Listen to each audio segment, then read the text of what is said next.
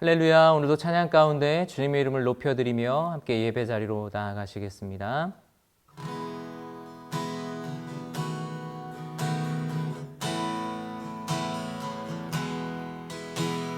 지존하신 주님 이름 앞에 모두 무릎 꿇고 다 경배해.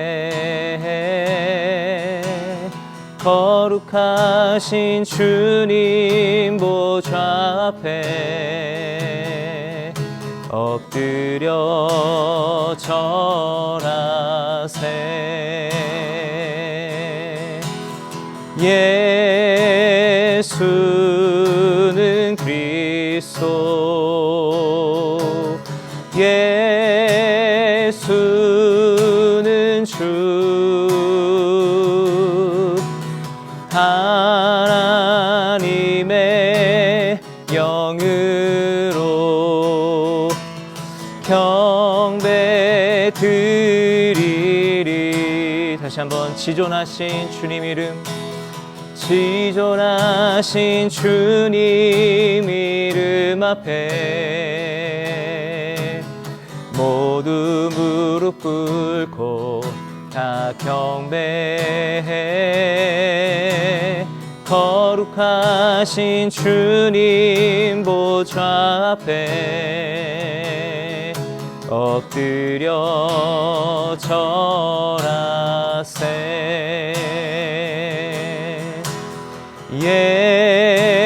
예수는 그리스도,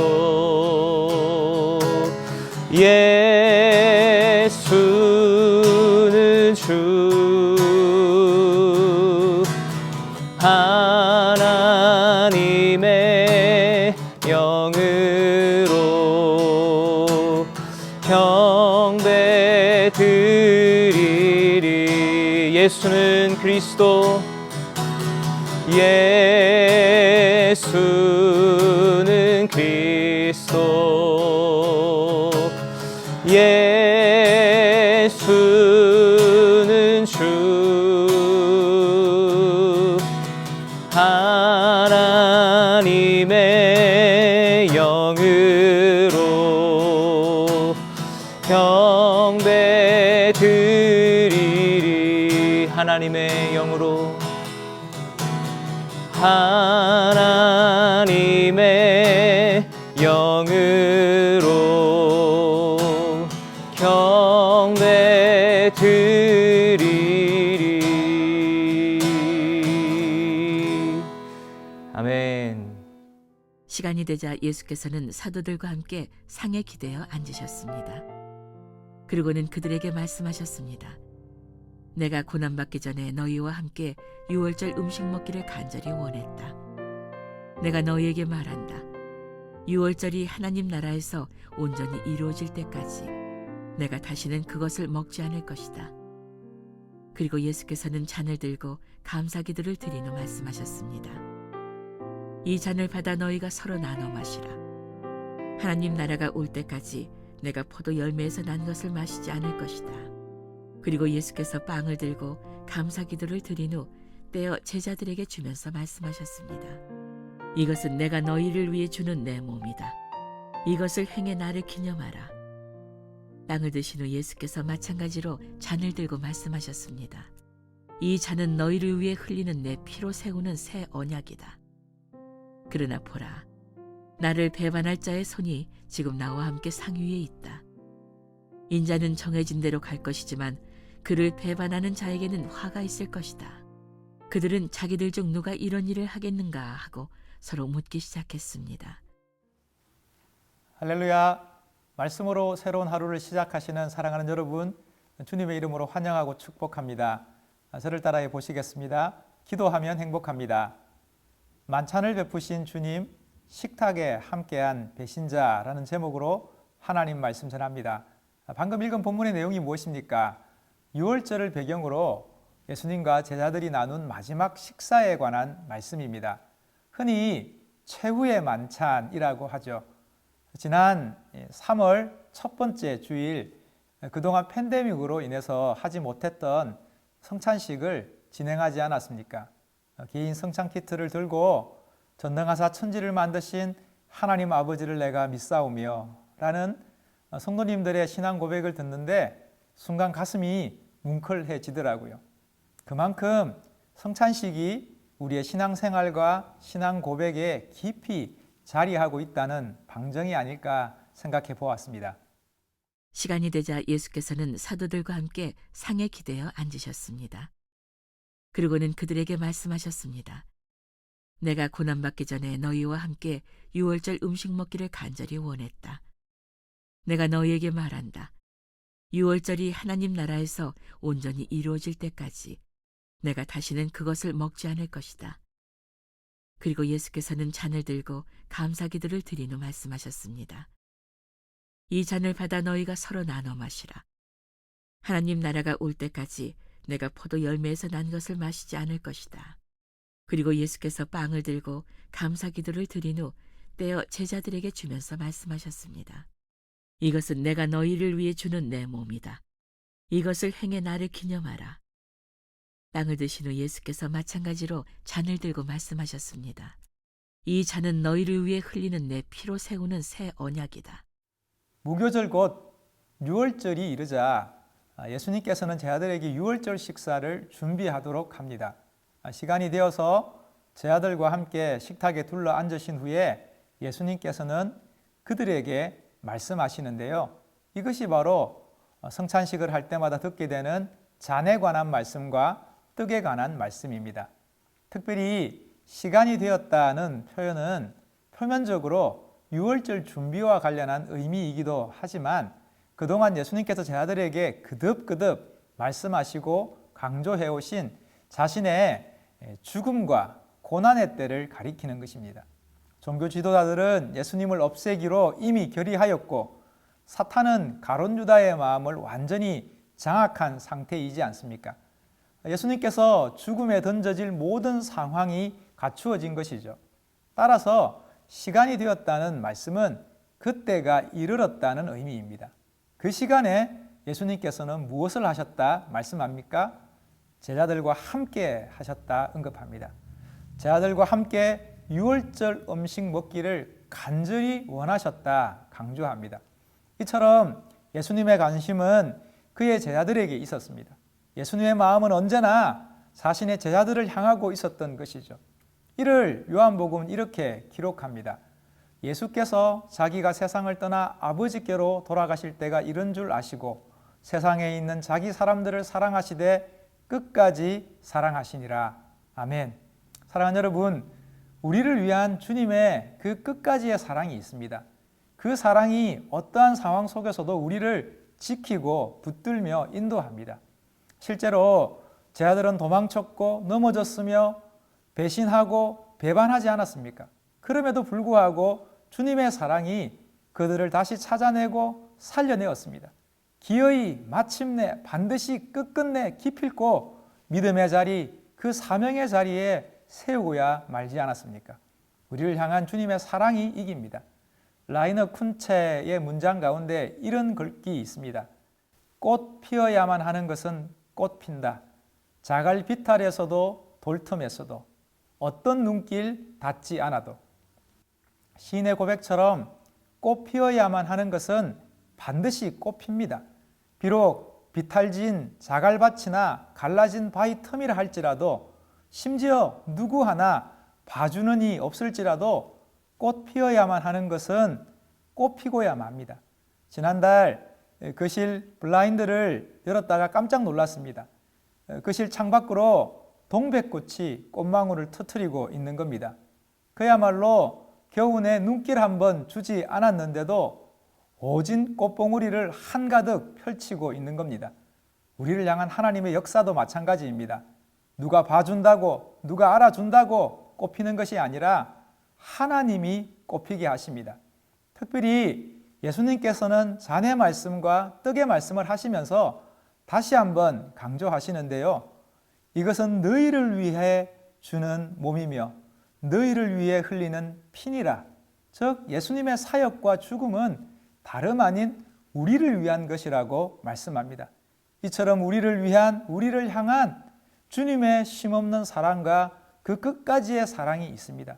무엇보다도 유월절 만찬 자리에서 보여주시는 주님의 사랑은 자신을 배신할 가룟 유다마저 수용하고 용납하며 끌어안는 사랑입니다. 그러니 주님의 식탁에 함께하지 못할 자가 누구이며 주님의 은총을 맛보지 못할 이 어디 있으며 주님의 그 놀라운 구원의 기쁨을 경험하지 못할 사람이 누구겠습니까? 하나님께서 그 해를 악인과 선인에게 비추시며 비를 의로운 자와 불의한 자에게 내려주시듯 갈급한 인생들, 목마른 인생들은 누구든지 돈 없이 값 없이 주님께 나아오면 되는 것이죠. 주님의 긍휼을 구하며 주님의 이름을 부르면 됩니다. 주님의 한결같은 사랑이 있습니다. 어떠한 악조건에서도 우리를 향한 예수님의 끈질긴 사랑이 있어서 버티고 견디고 이기게 하실 것입니다. 이를 예수님께서는 떡의 말씀과 잔의 말씀으로 제자들에게 설명합니다. 먼저 빵을 떼어 제자들에게 나누어 주시며 이것은 내가 너희를 위하여 주는 내 몸이다 말씀합니다. 이는 예수님과 제자들이 한 몸임을 강조하는 것이죠. 너희가 내 안에 내가 너희 안에 함께 있음을 보여주는 것입니다. 이러한 연합이 뜻하는 바가 무엇입니까? 예수님께서 우리를 책임지신다는 의미죠. 이를 통해서 우리로 하여금 주님으로 만족하며 주님으로 기뻐하며 주님으로 살아가게 하신다는 말씀입니다. 또한 잔을 들어서 이 잔은 너희를 위해 흘리는 내 피로 세우는 새 언약이다 선포합니다. 여기에 나오는 새 언약이란 예레미야서에 나오는 표현인데요. 하나님의 언약을 저버린 범죄한 이스라엘을 다시 회복해 하시겠다 말씀합니다. 또한 그들과 새 언약을 세워서 나는 그들의 하나님이 되고 그들은 내 백성이 될 것이라 약속합니다. 이는 결코 예전에 모세가 돌판에 새겨 놓았던 것 같지 않을 것이다 말씀합니다. 하나님의 법을 그들의 내면에 심으며 그들의 마음에 기록해서 더 이상 깨뜨려지거나 파기될 수 없도록 하겠다 강조합니다. 이는 하나님께서 결단코 우리를 놓지 않겠다는 약속이며 반드시 우리를 치유하시고 회복하시며 온전케 하시겠다는 언약입니다. 그래서 호세아 선지자는 이렇게 선포합니다. 에브라임이여 내가 어찌 너를 놓겠느냐, 이스라엘이여 내가 어찌 너를 버리겠느냐, 내 마음이 내 속에서 돌이키어 나의 긍휼이 온전히 불붙듯 하도다. 아멘. 사랑하는 여러분, 우리를 향한 주님의 불붙는 사랑이 있습니다. 그 사랑이 어떠한 악조건의 형편과 처지와 상황도 뚫고 나아갑니다. 우리 주님의 사랑이 세상을 이깁니다. 주님이 하십니다. 그러니 오늘 하루도 주님 신뢰하며 의지하는 삶 살아가실 수 있기를 예수님의 이름으로 축복합니다. 그러나 보라, 나를 배반할 자의 손이 지금 나와 함께 상위에 있다. 인자는 정해진 대로 갈 것이지만 그를 배반하는 자에게는 화가 있을 것이다.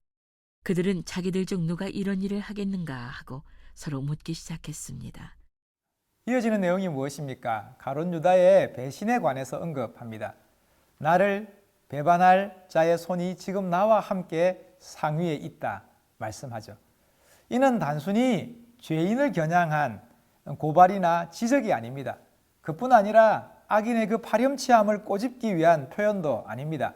이것 자체가 하나의 복음입니다.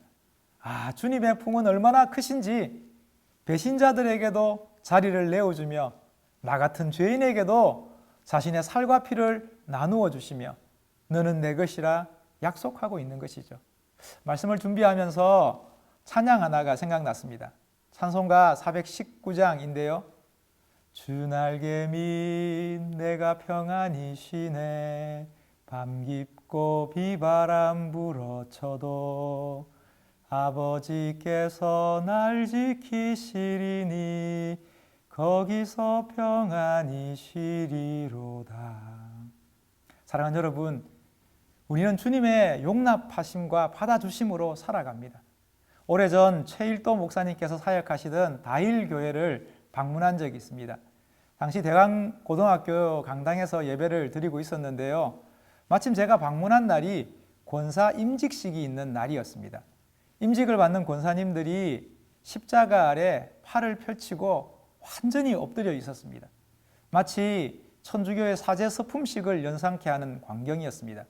모든 예배를 마치고 소감을 전하는 권사님께서 이런 고백을 하시더라고요. 저에 관한 모든 과거는 잊어주십시오. 오직 예수님만 따르겠습니다. 이처럼 우리는 주님의 깊은 환대로 새로운 기회를 얻고 새로운 희망을 품을 수 있는 것이죠. 2월에 추천도서로 소개해드린 이상준 목사님의 두려움 너머의 삶에서 우리의 인생을 옥죄는 두려움의 원인을 3가지로 진단합니다. 첫째는 불완전함입니다. 우리는 언제나 백마탄 왕자와 같은 완벽함과 완전함을 추구하지만 우리가 기다리던 그 왕자는 이미 말에서 떨어져 죽은 지 오래입니다. 둘째는 유한함입니다. 우리의 사랑도 만족도 기쁨도 영원하지 않고 영원할 수 없다는 그 사실이 행복으로 부푼 그 순간에도 불안을 예감케 하는 것이죠. 그리고 셋째는 무지로 인해서 한치 앞을 내다볼 수 없는 불확실성입니다. 하지만 바울은 하나님께서 우리에게 주시는 것은 두려움의 영이 아니라 능력과 사랑과 절제의 영이다 말씀합니다. 저자는 능력과 사랑과 절제를 두려움의 해법으로 제시하며 이를 온전히 하나님으로부터 주어지는 것임을 강조합니다. 사랑하는 여러분, 주님을 헤아려는 종교 지도자들의 결의와 음모에도 사단의 공격과 계략에도 그리고 제자들의 배신과 배반에도 예수님께서는 결코 흔들리지 않습니다. 그저 인자는 정해진 대로 갈 것이다 고백하며 확신 가운데 하나님의 뜻을 의지하고 바랄 뿐입니다. 이처럼 우리의 인생은 하나님의 인도하심을 따라서 반드시 협력하여 선을 이루어 갈 것입니다. 그러니 오늘 하루도 우리의 모든 염려를 주님께 맡겨드리고 하나님 의지하며 살아가시는 저와 여러분 될 수 있기를 주님의 이름으로 축복합니다. 저를 따라해 보시겠습니다. 주님의 뜻이 역사합니다. 기도하시겠습니다. 하나님 아버지, 세상은 요동하고 세상은 위협하며 세상은 거짓으로 우리를 속이지만 우리의 눈과 우리의 마음과 우리의 생각은 오직 주께로 두며 주님 의지하며 주님 바라며 살아가는 인생이게 하시고 하나님의 그 선하심이 우리 인생 가운데 온전함으로 역사되어지고 나타날 수 있도록 주의 은총 베풀어 주시옵소서. 예수님의 이름으로 기도합니다. 아멘.